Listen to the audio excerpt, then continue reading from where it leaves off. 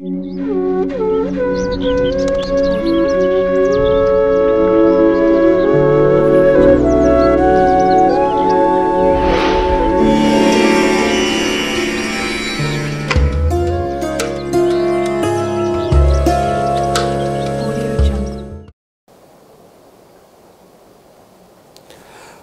రాశి వారు ఈ ఆదివారం అమావాస్య కాలభైరవ జయంతి సంవత్సరపు చివరిలో మాసంలో ఎలాంటి విధులను పాటించాలి, ఎలాంటి యోగం పొందాలో ఈ వీడియోలో సవివరంగా సంపూర్ణంగా తెలుసుకుందాం.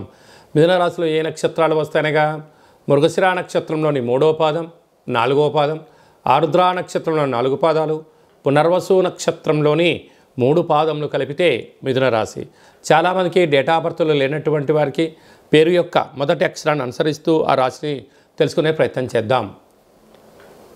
కా, కి, కు, ఖం, అజ్ఞ, చ, కే, కో, హ అక్షరాల వారందరూ కూడా మిథున రాశి జాతకులే. మిథున రాశి యొక్క అధిపతి బుధ భగవానుడు. వీరికి 2వ స్థానంలో కుజుడు నీచభంగ రాజయోగ సంచార స్థితిలో ఉండడం వలన దయచేసి అప్పులు ఇవ్వద్దు, అప్పులు తెచ్చుకోవద్దు. డబ్బులు మంచినీళ్ళలాగా ఖర్చు అయ్యే పరిస్థితి అధికంగా ఉంటుంది. వీలైనంత ఖర్చులను నివారించుకోండి, ఆదాయాన్ని పెంచే మార్గాలకు ప్రయత్నం చేయండి.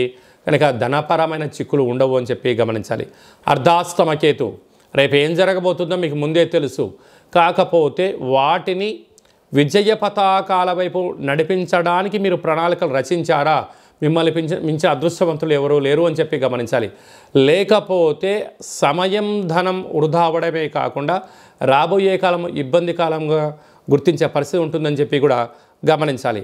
6వ స్థానంలో బుధాదిత్య రాజయోగం అంటే ఉద్యోగం రావాలని, ప్రభుత్వ ఉద్యోగంలో సాధించాలని, ప్రమోషన్స్ రావాలని, దయచేసి లంచాలని, అదర్స్ అయిన కార్యక్రమాలని అనైతికంగా సంపాదించాలి అనేటువంటి దానికన్నా కూడా ధర్మ మార్గమైన విజయం కావాలి, ఆధ్యాత్మికమైన శక్తి సంపాదించాలి, అనేక మందికి మీరు ఆదర్శంగా ఉండాలి అని మీ కోరిక నెరవేరాలి అన్నట్టయితే మీరు ప్రశాంత జీవన విధానాన్ని ఏర్పాటు చేసుకోగలగాలి.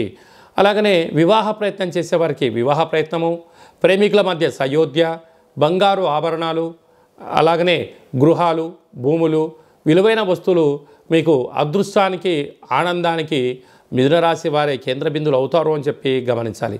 వ్యయంలో గురువు ఉండడం వలన వీలైనంత వరకు మౌనం, ధ్యానం, ఏకాగ్రత, పెద్దవారి యొక్క మాటలు, సలహాలు, సూచనలు ఇచ్చిపుచ్చుకునే వ్యవహారంలో సత్ప్రవర్తననే మన విజయానికి తొలిమెట్టు అని చెప్పి గమనించాలి. కనుక ఈ ఆదివారం అమావాస్య రోజున ఈ యొక్క కాలభైరవ అష్టమి సందర్భంగా అలాగే సంవత్సరపు చివరి మాసం అవ్వడం వలన మీరు ఏం చేయగలగాలి అన్నట్లయితే ఆకుపచ్చ రంగు కలిగినటువంటి